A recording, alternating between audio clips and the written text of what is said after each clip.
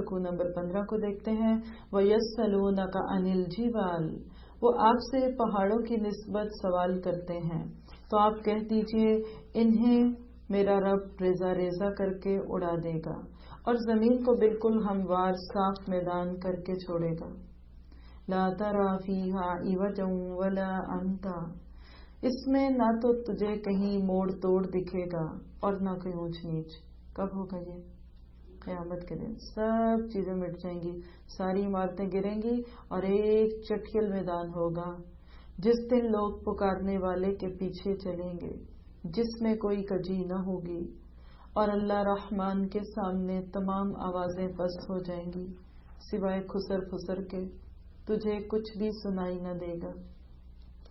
اس دن سفارش کچھ کام نہ آئے گی مگر جسے رحمان حکم دے اور اس کی بات کو پسند فرمائے. یعلم ما بین ایدیہم وما خلفہم ولا یحیطون بہ علما، جو کچھ ان کے آگے پیچھے ہے اسے اللہ ہی جانتا ہے، مخلوق کا علم اس پر حاوی نہیں ہو سکتا. وَأَنَتِ الْوُجُوهُ لِلْحَيِّ الْقَيُّومِ وَقَدْ خَابَ مَنْ حَمَلَ ظُلْمًا، تمام چہرے اس زندہ اور قائم دائم مدبر اللہ کے سامنے عاجزی کے ساتھ جھکے ہوئے ہوں گے. یقیناً وہ برباد ہوا جس نے ظلم لادا. اور جو نیک عمل کرے گا اور ایمان والا بھی ہو تو اسے نہ تو بے انصافی کا کھٹکا ہوگا اور نہ حق تلفی کا. اسی طرح ہم نے تجھ پر عربی قرآن نازل فرمایا ہے اور طرح طرح سے اس میں ڈر کا بیان سنایا ہے تاکہ لوگ پرہیزگار بن جائیں یا ان کے دل میں سوچ سمجھ تو پیدا کرے. بس اللہ عالی شان والا سچا حقیقی بادشاہ ہے. تو قرآن پڑھنے میں جلدی نہ کر اس سے پہلے کہ تیری طرف جو وحی کی جاتی ہے وہ پوری ہو جائے. ہاں یہ اور بات ہے، ہاں یہ دعا کر کہ ربی زدنی علما، اے میرے پروردگار میرے علم کو بڑھا.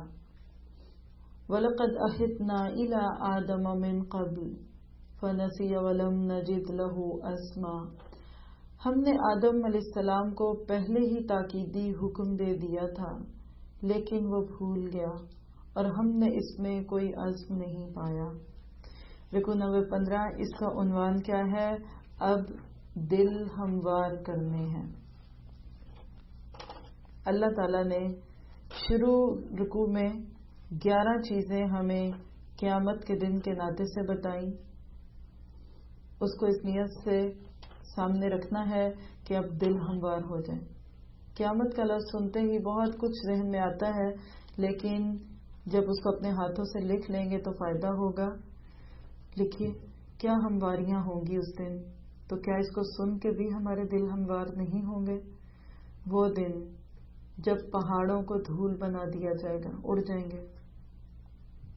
زمین ہموار چٹیل جسے پالش کرتے ہیں نا، زمین کے اندر کوئی بل اور سلوٹ نہ ہوگی. اس دن کوئی اکڑ کر چل نہ سکے گا. سب آوازیں رحمان کے سامنے دب جائیں گی. اس دن ایک سرسراہٹ کے سوا تم کچھ نہ سنو گے.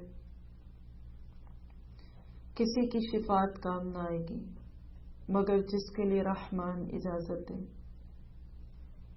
اس دن لوگوں کے سر اللہ حی القیوم کے سامنے جھک جائیں گے. جس نے ظلم کیا ہوگا اس دن وہ نامراد ہوگا، اپنے گناہوں کے بوجھ اٹھائے گا. لیکن جو ظلم اور حق تلفی سے بچا اس کو کوئی ڈر نہ ہوگا. اس کے بعد دلوں کو ہموار کرنے کے لیے 6 باتیں بتائیں.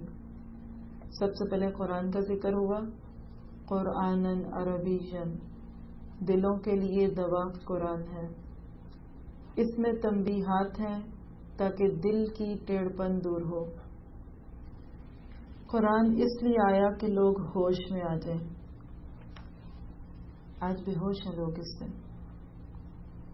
قرآن پڑھنے میں جلدی نہ کرو تاکہ جذب ہو.